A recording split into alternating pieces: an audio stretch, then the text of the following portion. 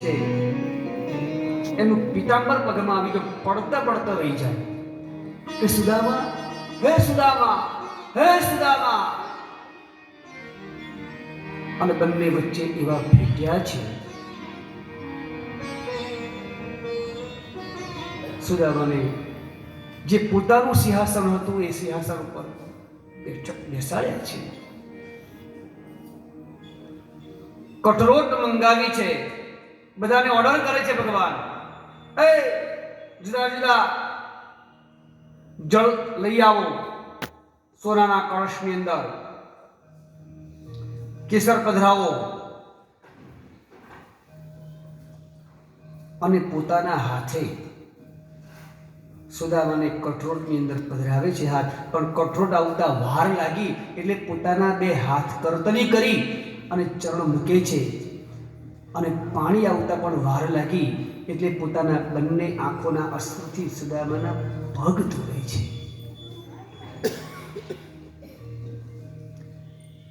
એમના પગની અંદર જે કંકણ કાંટા હતા એ કાઢે છે, નીકળતા નથી તો પોતાના મુખથી કાઢે છે એવું વર્ણન લખ્યું છે. વિચાર કરો, જે 14 લોકનો ધણી,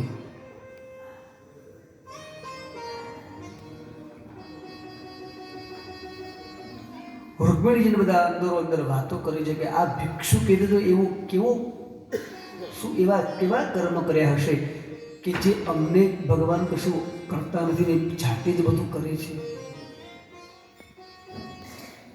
પછી તો બધું સ્નાનાદિ કર્મ કરાવ્યું છે, સારા આભૂષણ, સારું પિતાંબર પહેરાવ્યું છે, ઉત્તરીય વસ્ત્ર આપ્યું છે, અને ભાતના ભોજનો એમની આગળ મૂક્યા છે. કાજુ, બદામ, દ્રાક્ષ, અખરોટ. એનો મહેલ જોઈને એમ થાય છે કે ઓહ, સુદામાને એમ થાય છે કે જેના પાસે આવા 56 ભોગ છે એને હું આ પૌવા કેવી રીતે આપીશ. દબાવે છે પોતાના.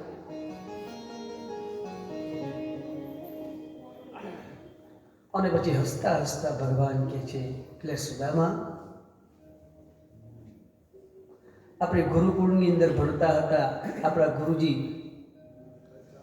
સંદીપની ગુરુજી આપણને જ્યારે કહેતા કે જાઓ લાકડા કાપી આવો, લાકડા કાપવા આપણે જતા હતા, અને તું ચોરી છુપીથી ચણા ખાઈ ગયો હતો એ તને યાદ છે? વિચાર કરો, બ્રાહ્મણ કોઈ દિવસ ચોરી છુપીથી ખાય જ નહીં.